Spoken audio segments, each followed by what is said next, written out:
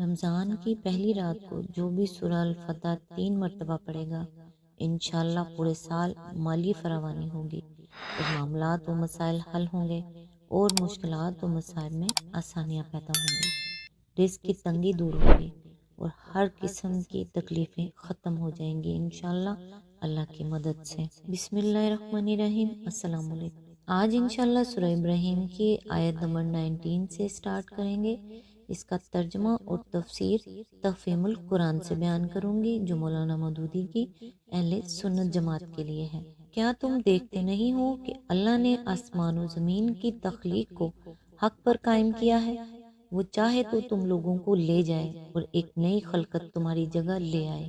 اس کی تفسیر ہے، یہ دلیل ہے اس دعوے کی جو اوپر کیا گیا تھا۔ مطلب یہ ہے کہ اس بات کو سن کر تمہیں تعجب کیوں ہوتا ہے؟ کیا تم دیکھتے نہیں ہو کہ یہ زمین و آسمان کا عظیم الشان کارخانہ تخلیق حق پر قائم ہوا ہے، نہ کہ باطل پر۔ یہاں جو چیز حقیقت اور واقعیت پر مبنی نہ ہو بلکہ ایک بے اصل قیاس و گمان پر جس کی بنا رکھ دی گئی ہو، اسے کوئی پائیداری نصیب نہیں ہو سکتی۔ اس کے لیے قرار ثبات کا کوئی امکان نہیں ہے۔ اس کے اعتماد پر کام کرنے والا کبھی اپنے اعتماد میں کامیاب نہیں ہو سکتا۔ جو شخص پانی پر نقش بنائے اور ریت پر کثر تعمیر کرے، وہ اگر یہ امید رکھتا ہے کہ اس کا نقش باقی رہے گا اور اس کا کثر کھڑا رہے گا تو اس کی یہ امید کبھی پوری نہیں ہو سکتی، کیونکہ پانی کی یہ حقیقت نہیں ہے کہ وہ نقش قبول کرے اور ریت کی یہ حقیقت نہیں ہے کہ وہ عمارتوں کے لیے مضبوط بنیاد بن سکے۔ لہذا سچائی اور حقیقت کو نظر انداز کر کے جو شخص باطل امیدوں پر اپنے عمل کی بنیاد رکھے، اسے ناکام ہونا ہی چاہیے۔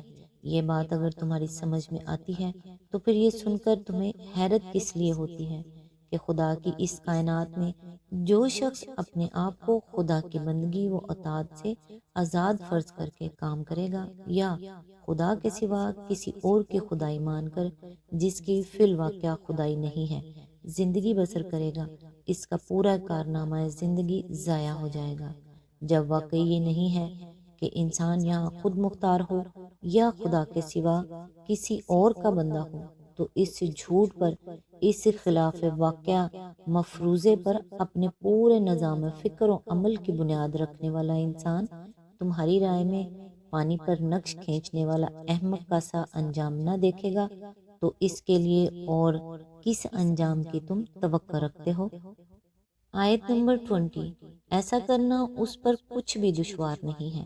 اس کی تفسیر ہے، دعوے پر دلیل پیش کرنے کے بعد فوراً ہی یہ فکرہ نصیحت کے طور پر ارشاد فرمایا گیا ہے اور ساتھ ساتھ ایک شبے کا ازالہ بھی ہے جو اوپر کی دو ٹوک بات سن کر آدمی کے دل میں پیدا ہو سکتا ہے۔ ایک شخص پوچھ سکتا ہے کہ اگر بات وہی ہے جو ان آیتوں میں فرمائی گئی ہے تو یہاں ہر باطل پرست اور غلط کار آدمی فنا کیوں نہیں ہو جاتا؟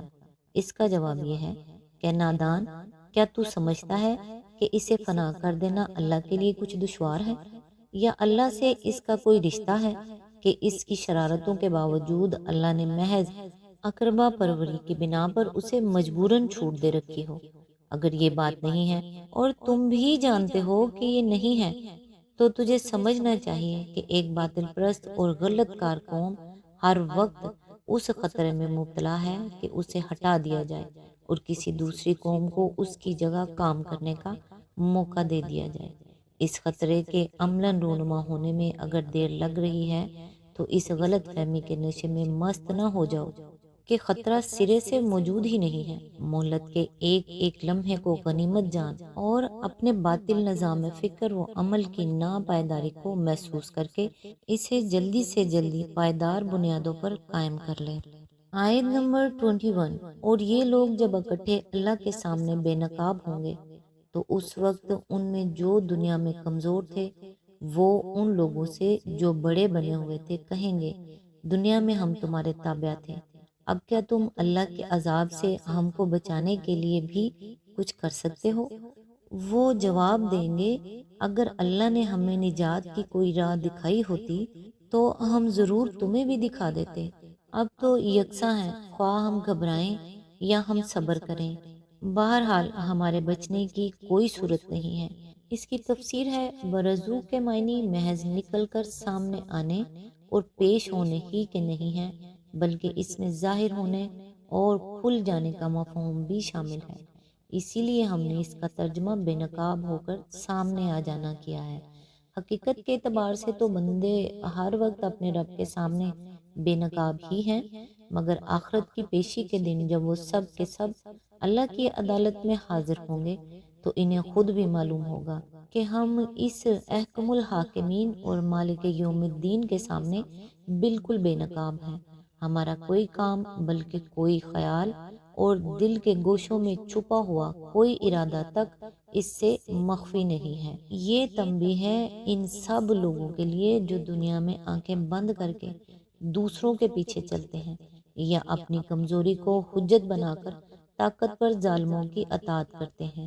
ان کو بتایا جا رہا ہے کہ آج جو تمہارے لیڈر اور پیشوا اور افسر اور حاکم بنے ہوئے ہیں، کل ان میں سے کوئی بھی تمہیں خدا کے عذاب سے ذرہ برابر بھی نہ بچا سکے گا۔ لہٰذا آج ہی سوچ لو کہ تم جس کے پیچھے چل رہے ہو یا جس کا حکم مان رہے ہو، وہ خود کہاں جا رہا ہے اور تمہیں کہاں پہنچا کر چھوڑے گا۔ آیت نمبر 22۔ اور جب فیصلہ چکا دیا جائے گا تو شیطان کہے گا، حقیقت یہ ہے کہ اللہ نے جو وعدے تم سے کیے تھے وہ سب سچے تھے، اور میں نے جتنے وعدے کیے ان میں سے کوئی بھی پورا نہ کیا۔ میرا تم پر کوئی زور تو تھا نہیں، میں نے اس کے سوا کچھ نہیں کیا کہ اپنے راستے کی طرف تمہیں دعوت دی، اور تم نے میری دعوت پر لبیک کہا۔ اب مجھے ملامت نہ کرو، اپنے آپ ہی کو ملامت کرو۔ یہاں نہ میں تمہاری فریاد رسی کر سکتا ہوں اور نہ تم میری۔ اس سے پہلے جو تم نے مجھے خدائی میں شریک بنا رکھا تھا، میں اس سے بری الزما ہوں۔ ایسے ظالموں کے لیے تو دردناک سزا یقینی ہے۔ اس کی تفسیر ہے یعنی تمہارے تمام گلے شکوے اس حد تک تو بالکل صحیح ہیں کہ اللہ سچا تھا اور میں جھوٹا تھا۔ اس واقعے سے مجھے ہرگز انکار نہیں ہے۔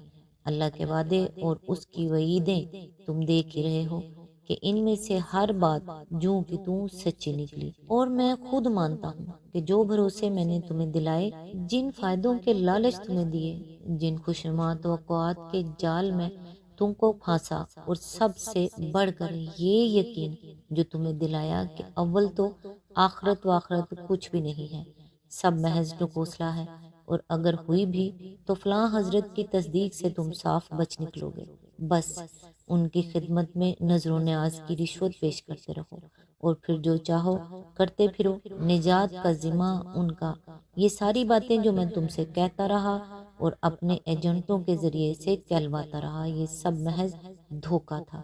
یعنی اگر آپ حضرات ایسا کوئی ثبوت رکھتے ہو کہ آپ خود راہ راست پر چلنا چاہتے تھے اور میں نے زبردستی آپ کا ہاتھ پکڑ کر آپ کو غلط راستے پر کھینچ لیا، تو ضرور اسے پیش فرمائیے، جو چور کی سزا سو میری۔ لیکن آپ خود مانیں گے کہ واقعہ یہ نہیں ہے، میں نے اس سے زیادہ کچھ نہیں کیا کہ دعوت حق کے مقابلے میں اپنی دعوت باطل آپ کے سامنے پیش کی، سچائی کے مقابلے میں جھوٹ کی طرف آپ کو بلایا، نیکی کے مقابلے میں بدی کی طرف آپ کو پکارا۔ ماننے اور نہ ماننے کے جملہ اختیارات آپ ہی حضرات کو حاصل تھے، میرے پاس آپ کو مجبور کرنے کی کوئی طاقت نہ تھی۔ اب اپنی اس دعوت کا ذمہ دار تو بلا شبہ میں خود ہی ہوں اور اس کی سزا بھی پا رہا ہوں، مگر آپ نے جو اس پر لبیک کہا، اس کی ذمہ داری آپ مجھ پر کہاں ڈالنے چلے ہیں؟ اپنے غلط انتخاب اور اپنے اختیارات کے غلط استعمال کی ذمہ داری تو آپ کو خود ہی اٹھانی چاہیے۔ یہاں پھر شرک اعتقادی کے مقابلے میں شرک کی ایک مستقل نوع یعنی شرک عملی کے وجود کا ایک ثبوت ملتا ہے۔ ظاہر بات ہے کہ شیطان کو اعتقادی حیثیت سے تو کوئی بھی نہ خدائی میں شریک ٹھہراتا ہے اور نہ اس کی پرستش کرتا ہے، سب اس پر لعنت ہی بھیجتے ہیں۔ البتہ اس کی اطاعت اور غلامی اور اس کے طریقے کی اندھی یا آنکھوں دیکھے پیروی ضرور کی جا رہی ہے، اور اسی کو یہاں شرک کے لفظ سے تعبیر کیا گیا ہے۔ ممکن ہے کوئی صاحب جواب میں فرمائے کہ یہ تو شیطان کا قول ہے جسے اللہ تعالیٰ نے نقل فرمایا ہے، لیکن ہم عرض کریں گے کہ اول تو اس کے قول کی اللہ تعالیٰ خود تردید فرما دیتا اگر وہ غلط ہوتا، دوسرا، شرک عملی کا صرف یہی ایک ثبوت قرآن میں نہیں ہے، بلکہ اس کی متعدد ثبوت پچھلی صورتوں میں گزر چکے ہیں اور آگے آ رہے ہیں۔ مثال کے طور پر یہودیوں اور عیسائیوں کو یہ الزام کہ وہ اپنے احبار اور رہبان کو ارباب من دون اللہ بنائے ہوئے ہیں۔ سورہ التوبہ آیت 137۔ خواہشات نفس کی بندگی کرنے والوں کے متعلق یہ فرمانا کہ انہوں نے اپنی خواہش نفس کو خدا بنا لیا ہے۔ سورہ الفرقان آیت نمبر 43۔ نافرمان بندوں کے متعلق یہ ارشاد کہ وہ شیطان کی عبادت کرتے رہے ہیں۔ سورہ یاسین آیت نمبر 60۔ انسانی ساخت کے قوانین پر چلنے والوں کو ان الفاظ میں ملامت کہ اذن خداوندی کے بغیر جن لوگوں نے تمہارے لیے شریعت بنائی ہے وہ تمہارے شریک ہیں۔ الشورى آیت نمبر 21۔ یہ سب کیا اسی شرک عملی کی نظریں نہیں ہیں جس کا یہاں ذکر ہو رہا ہے؟ ان نظیروں سے صاف معلوم ہوتا ہے کہ شرک کی صرف یہی ایک صورت نہیں ہے کہ کوئی شخص عقیدتاً کسی غیر اللہ کو خدائی میں شریک ٹھہرائے۔ اس کی ایک دوسری صورت یہ بھی ہے کہ وہ خدائی سند کے بغیر یا احکام خداوندی کے علی الرغم اس کی پیروی اور اطاعت کرتا چلا جائے۔ ایسا پیرو اور متی اگر اپنے پیشوا اور متا پر لعنت بھیجتے ہوئے بھی عملاً یہ روش اختیار کر رہا ہو تو قرآن کی روح سے وہ اس کو خدائی میں شریک بنائے ہوئے ہے، چاہے شرعاً اس کا حکم بالکل وہی نہ ہو جو اعتقادی مشرکین کا ہے۔ مزید تفصیل کے لیے ملاحظہ ہو سورہ الانعام حاشیہ نمبر 87 اور 107، سورہ الکہف حاشیہ نمبر 50۔ آج تک کے لیے بس اتنا ہی۔ نیکسٹ انشاءاللہ آیت نمبر 23 سے سٹارٹ کریں گے۔ تب تک کے لیے دعاؤں میں یاد رکھیے گا۔ اللہ حافظ۔